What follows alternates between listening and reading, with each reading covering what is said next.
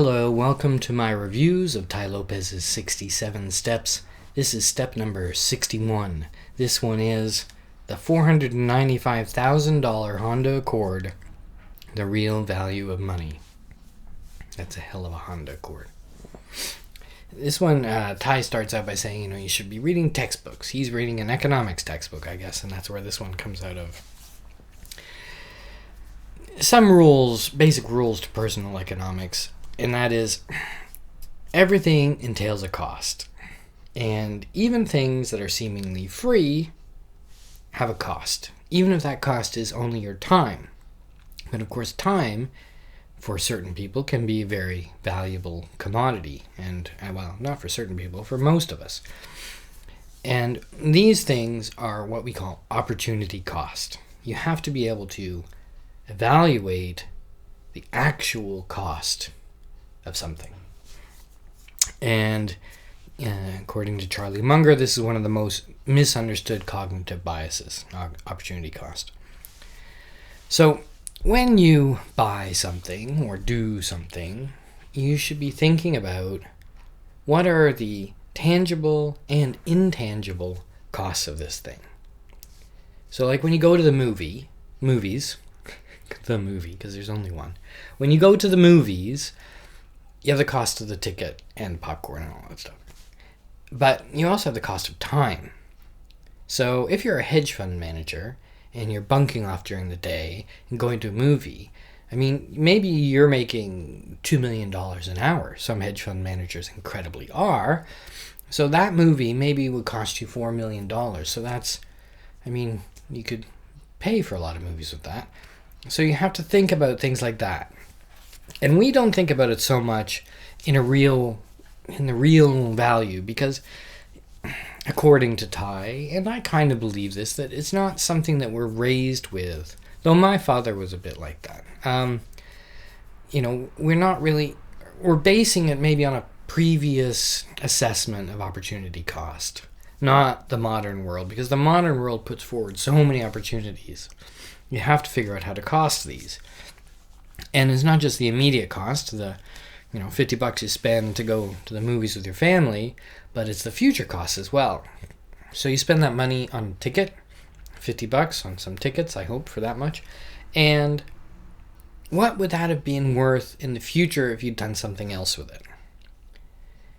And because it's not what you spend, it's what the value is that you get for your money that you need to be aware of. And that's one of the examples Tai talks about, and I'm always very aware of this, is that don't buy cheap things that are important to you. Like, I use my computer all day, every day. I don't buy cheap computers. I need to have a good computer because, first of all, a good computer lasts longer, and it's faster, and it gives you some kind of productivity.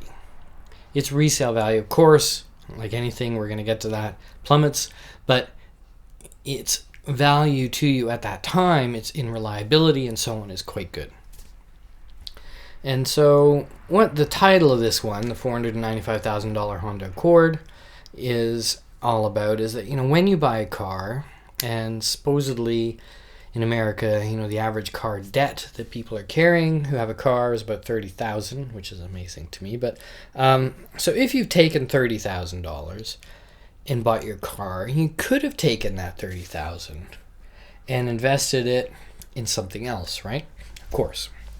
And if you invested it in something that grows at 8% per year, you do this rule of 72, and you realize that every 9 years, your money would have doubled. So if you keep your car for 10 years,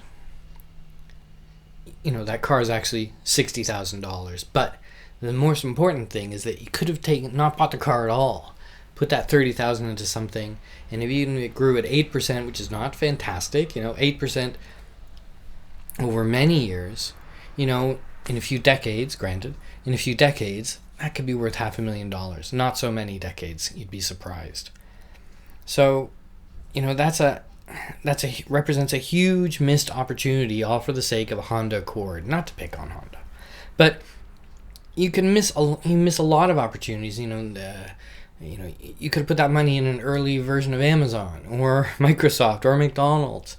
And there's all these people who missed out on vast fortunes, really, because they didn't understand the immediate cost versus the long-term cost. And there's in that Everything Store book is an example of one of the lawyers that Bezos was working with who could have bought a whack of stock for a very cheap price, and he missed the deadline. He missed the deadline, and if he'd bought that stock at that time, it would have been worth millions and millions, an order of magnitude over what he would have paid for it. Or I'm reading also this Ray Kroc book, Grinding It Out. Ray Kroc was the guy who really made McDonald's and partnership, where he found the McDonald's brothers and went in with it and made McDonald's what it was. I'm going to talk about that book later in maybe a book review, but I'm reading that book, which I don't necessarily recommend. But in there's a story about the McDonald's brothers themselves and how they, after a while, decided to cash out. And they cashed out for a significant amount of money, and it hurt Ray Kroc at the time to give them that money. But if the McDonald's brothers hadn't cashed out, we're talking $1 billion that they could have got. Instead, they got $1 million. Literally, it was that much difference.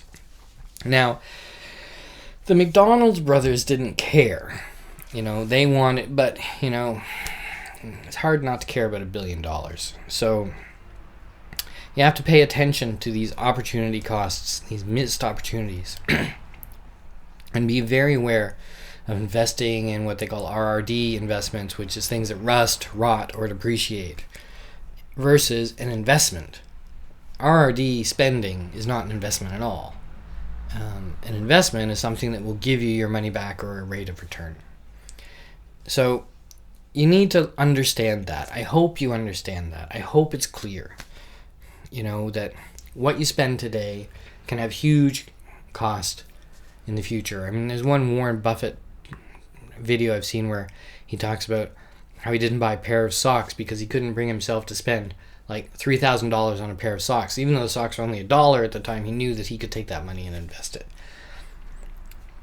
That's a bit much, but you know what I mean. And so when you understand this concept, you have to use it. Your knowledge should be put to use. Tai talks about, don't be the fat doctor. Sometimes doctors are not so great at following healthy medical advice. And don't be that person. Put your knowledge to the use, So what's the cost of this cheap junk food you buy and eat? What's the cost to your body? Not just the $5 that you spend, but what does that do to your body in the long term? As well as what's the cost of that $5, but you have to eat, of course. And what's the cost of the cheap clothes that you buy? What's the cost of to the planet? Of how those clothes are manufactured and all these kinds of things. We're getting into much bigger questions, but you understand, I hope, what we're going on about here. I'm going on about here. You have to learn to quantify things. That was a very much earlier lesson about Descartes. You have to quantify things. Happiness. How many days in the last month were you happy to get out of bed and start going? When you die, how many people do you think are going to be at your funeral? What can you do to increase your rate of return on that? And your bank account, how can you increase that? These are all measurable things. These are all things you have to take into account when you're looking at opportunity cost. And money is such a powerful tool, as we all know. I think we're all here because we are looking to ways to increase our income, but you increase your income by decreasing your spending or by I don't know what I just said there, but by more intelligently spending your money. And, money is a powerful tool. You want to protest something, don't spend your money on it. If you get enough people to not spend their money on something, whoever that is, if you want a McDonald's to change, if you get enough people to stop spending their money, they'll change. Look what Super Size Me did. So you always have to be very aware of opportunity cost. You put your money in the bank. The bank takes your money and makes money on it. You don't make so much money on it, but they make a lot of money on it. But if you don't put your money in the bank and you keep it under the sofa, the money devaluates. And in 10 years, your money's worth half of what it was. Or maybe not 10, maybe 15 years, I think. Your money's worth half of what it was just by sitting there. Or, for me, the one that's always tricky is rent. You have to live somewhere. So, you can share, you can find cheaper, you can live in horrible places that are very cheap, but I don't know, then you have to what's the cost of living in a very cheap place? You live in a very cheap, maybe live in a dangerous neighborhood, you live in an unclean area, so there's all these costs that you have to take into account. This is something you really have to master. You don't want to become the boring guy that doesn't do anything because he's always figuring about it, but you have to think about opportunity cost. Look into the future, see what you spend, and especially on RRD stuff, and learn the rule of 72. You take 72, divide it by your annual rate of interest, and the example was 8. 72 divided by 8, and you end up with 9. That's 9 years. In 9 years, your money will double if you invest it at 8%. Money always creates wealth. Remember that. And whenever you spend money, you're creating wealth. I'm sorry. You're creating wealth, but maybe not your wealth. That's the important factor. You want to turn that around. When you spend money, you want it to come to you. So, what are our 3 questions? What's an example of something that you spent your money on that you now realize cost you a fortune in opportunity cost? Was it a car? Was it a outrageous holiday? Number 2 is what percentage of your spending is on 10x things? And Tai talked a little bit about this, that 10x things are things that you put the money in now and in 10 years you get 10 times return. That's a pretty amazing investment that few investors can do. But, you should be focusing on putting your money into things that are going to pay you off a big dividend, as soon as possible. But not foolish things. And number 3 is, what is one thing you can change right now to go from depreciation spending to appreciation spending? Is it this issue of where you rent? Is it the car you have? Is it the lifestyle you lead? Is it spending on more education for yourself? Because that is something that can have a huge return on investment. So, those are our 3 questions. This was step number 61, all about opportunity cost.